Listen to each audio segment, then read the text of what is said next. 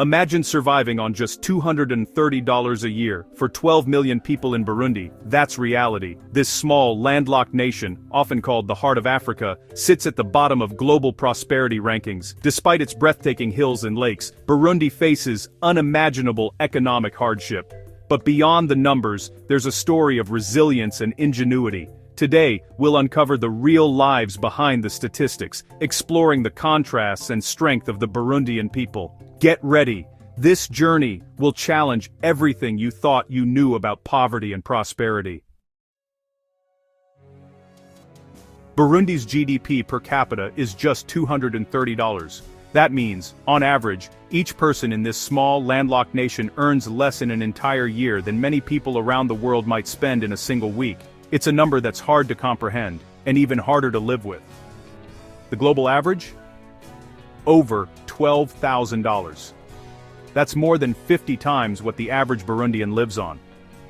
For most of us, it's easy to take for granted the comforts and opportunities that come with a higher income. But for Burundians, this gap shapes every aspect of daily life. In the United States, the average is an astonishing $70,000. The difference is staggering, almost unimaginable. It's not just a statistic, it's a reflection of the vast inequalities that exist in our world. This isn't just a gap, it's a canyon. The divide between Burundi and wealthier nations is so wide, it can feel like two different worlds entirely. The opportunities, resources, and security that money can buy are simply out of reach for most Burundians. That number 230 translates into daily struggles for basics like clean water, healthcare, and education. Many families walk miles just to fetch water. Schools often lack books, desks, and even teachers. Health clinics are crowded, underfunded, and sometimes without essential medicines. For families living on the edge, a single emergency, a failed harvest, an illness, or a lost job can push them from poverty into utter desperation. There's little safety net, and every day is a test of resilience. Yet despite these hardships, Burundi is stunningly beautiful. Its landscape is a patchwork of lush, rolling hills and fertile valleys, all surrounding the sparkling blue waters of Lake Tanganyika. The country's natural beauty is breathtaking, a stark contrast to the struggles of its people. This is the paradox of Burundi, a land rich in beauty, but devastatingly poor. The scenery is vibrant and alive, but the villages nestled within it are often marked by hardship and simplicity. The reasons for this are complex. Burundi's history is scarred by years of civil war and political instability. Generations have grown up in the shadow of conflict, and the trauma of the past continues to shape the present. Cycles of violence and uncertainty have made it difficult for the country to move forward. But if you look closer, in the markets, on the fields, and in the laughter of children, you see life and resilience. People find ways to survive, to support each other, and to celebrate small joys even in the face of adversity. GDP doesn't define the spirit of Burundi's people. Their warmth, generosity, and determination shine through, even when the odds are stacked against them. Their true wealth is found in their sense of community, their vibrant culture, and their enduring hope for a better future. Traditions are passed down, music and dance fill the air, and neighbors look out for one another. The global system has failed them in many ways, but their endurance is unmeasured. In the face of hardship, Burundians continue to rebuild, to dream, and to push forward. The disconnect between the land's potential and people's reality is everywhere. Fertile fields stretch for miles, but development is sparse, and opportunity is limited. Young Burundians, connected to the world through technology, are hungry for change. They dream of a future where their country's potential is realized, and where they can build lives of dignity and opportunity. Next, we'll see how this paradox plays out in an industry that connects Burundi to the world: coffee. In the fields and on the global market, the story of Burundi's struggle and hope continues to unfold. Burundi, a small landlocked country in East Africa, is blessed with fertile volcanic soils and a temperate climate, perfect for growing some of the world's most sought-after Arabica coffee. This coffee, often called green gold, is renowned for its rich flavor and aroma, and it's a source of national pride. Every year, millions of pounds of these precious beans are harvested by hand and shipped to coffee lovers around the globe. You might imagine that the people who grow this luxury crop would be thriving, their tables full, and their futures secure. But the reality is far more heartbreaking. In Burundi, many coffee farmers and their families live on the edge of hunger, struggling to afford even the most basic necessities. For all their hard work, a typical farmer might earn just a few cents for every kilogram of coffee cherries they pick. Meanwhile, that same coffee, once roasted and packaged, can fetch $50 or more per kilogram in trendy cafes and specialty shops abroad. The gap between what the farmer receives and what the final product sells for is staggering. The reason for this disparity lies in the complex web of middlemen, exporters, importers, and retailers, who each take a cut of the profits. By the time a cup of Burundian coffee reaches your table, the farmer's share is almost invisible, lost in a chain that favors those with power and capital. Most farmers have little control over the prices they receive. They are what economists call price takers, forced to accept whatever the market offers, no matter how low. Many are trapped in cycles of debt, borrowing money to buy seeds and fertilizer, only to see their earnings wiped out by falling global prices or poor harvests. The focus on coffee as a cash crop has another hidden cost. As more land is devoted to coffee for export, less is available for growing food. This creates a dangerous dependency. If the coffee market crashes or if crops fail, families have little to fall back on. The result is a fragile food system where a bad year can mean empty stomachs. In tough seasons, families often survive on just one meal a day, usually a simple dish of beans and rice, or sometimes even less. Malnutrition is a constant threat, especially for children, and the cycle of poverty deepens with each passing year. Initiatives like fair trade and farmer cooperatives offer some hope. They aim to give farmers a bigger share of the profits and a stronger voice in the market. But while these programs help, they reach only a fraction of growers, and the overall system remains deeply unequal. In Burundi, agriculture is the backbone of the economy, employing nearly 90% of the population. When the agricultural sector suffers, the entire nation feels the pain. Schools go unfunded, clinics run short of supplies, and communities struggle to build a better future. The story of Burundian coffee is a paradox, a tale of natural brilliance and human injustice. The land yields a crop that delights the world, yet the people who nurture it often go without. Despite these challenges, Burundian farmers are resourceful and resilient. They experiment with new techniques, form cooperatives, and work tirelessly to improve their yields. But no amount of innovation can fully overcome a system that is stacked against them. So next time you see single-origin Burundi on a coffee bag or menu, pause for a moment.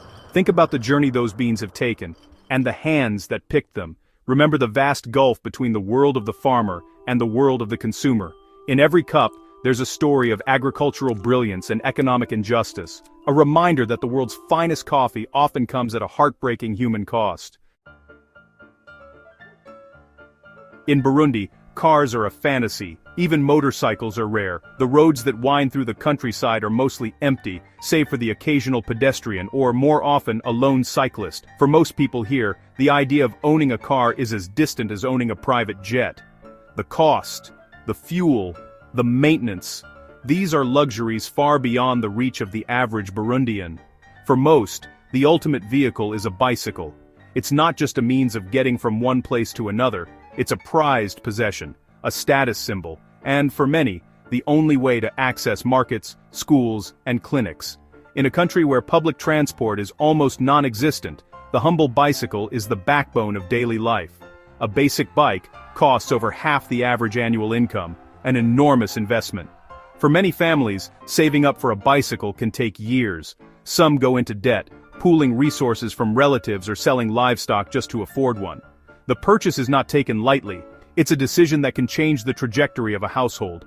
But a bicycle is more than transport. It's a business, a lifeline, a family's hope. It can carry children to school, bring a mother to the clinic, or help a father haul produce to the market.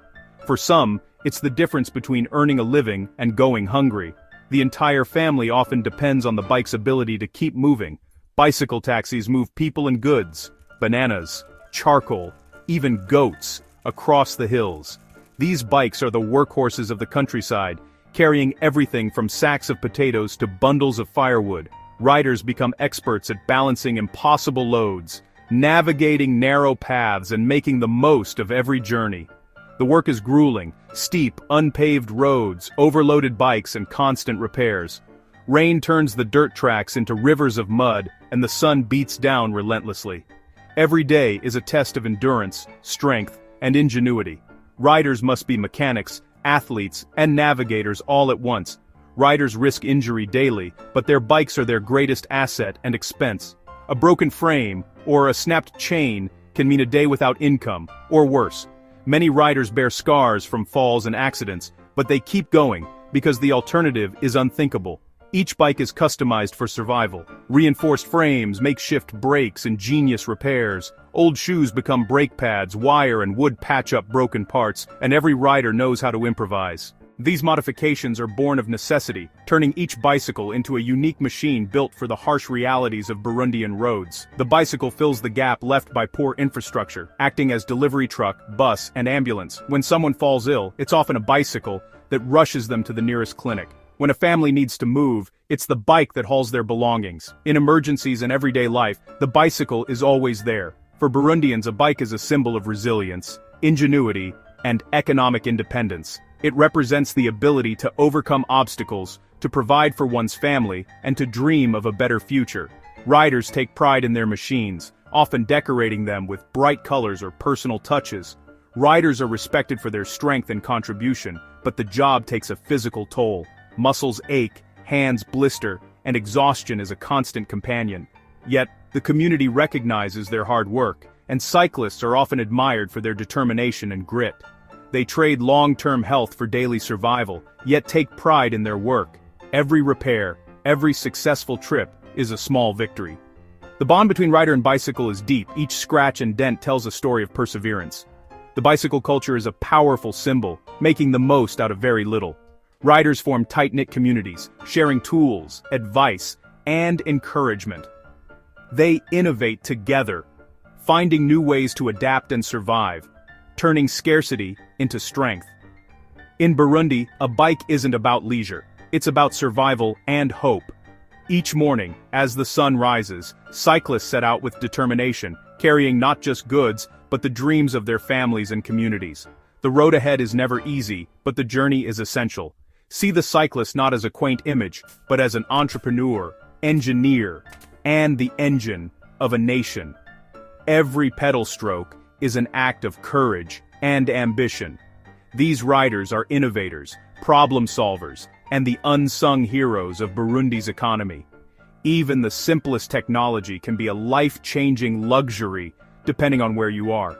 In Burundi, a bicycle is more than metal and rubber. It's a vessel of hope, a tool for survival, and a testament to the human spirit's ability to adapt and thrive, no matter the odds. We've seen Burundi's struggles and its people's resilience. The problems are massive, but ignoring them isn't an option. Burundians aren't waiting to be saved. They're working, innovating, and striving for a better life. Their true wealth is in spirit, community, and hope. Wealth isn't just money or it's resilience, dignity, and finding joy in hardship. That's a lesson we can all learn from. Thank you for watching.